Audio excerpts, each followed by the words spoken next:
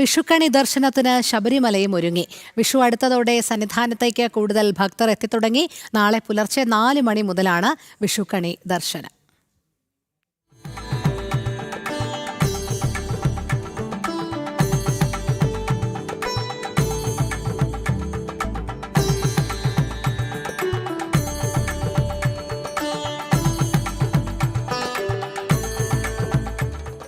വിഷുക്കണി ദർശനത്തിനായി അയ്യന്റെ സന്നിധിയും ഒരുങ്ങിക്കഴിഞ്ഞു. വെള്ളിയാഴ്ച നട തുറന്നെങ്കിലും മേടം പിറന്നതോടെയാണ് കൂടുതൽ ഭക്തരെത്തുന്നത്.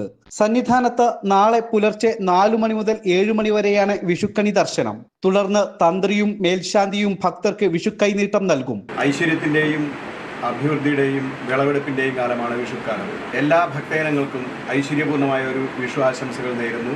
അതോടൊപ്പം തന്നെ എനിക്ക് അയ്യപ്പൻ്റെ സന്നിധിയിൽ വിഷു ആഘോഷിക്കാൻ വേണ്ടി വളരെയധികം സന്തോഷം. ഒരു ജീവിത പുണ്യമായിട്ടാണ് ഞാൻ ഇതിനെ കാണുന്നത്. സ്വാമിയെ ശരണം. മണ്ഡലമാസം കഴിഞ്ഞാൽ ഏറ്റവും കൂടുതൽ ഭക്തരെത്തുന്നതും മേടമാസ പൂജയ്ക്കായി ശബരിമല നട തുറക്കുമ്പോഴാണ്. എല്ലാ മാസവും വരുന്നതാണ്. ഇപ്പോൾ ഒരു വർഷം 7 മാസമായിട്ട് വരുക, തുടർച്ചയായിട്ട് വരുവാണ്. പക്ഷേ ഇത്രയും തിരക്ക് തൊഴുതിട്ടില്ല. മണ്ഡലകാലത്ത് മാത്രമേ തൊഴുതിട്ടുള്ളൂ. ഇന്ന് 5 മണിക്ക് ക്യൂ നിന്ന് ഞാൻ ഇപ്പോഴെവിടെ എത്തുന്നത്. സന്നിധാനത്ത് ഇവിടെ നടക്കെത്താൻ തുടങ്ങുന്നേ ഉള്ളൂ. സാധാരണ പൂജയ്ക്കൊപ്പം വിശേഷാൽ പൂജകളും വിഷുദിനത്തിൽ ഉണ്ടാകും.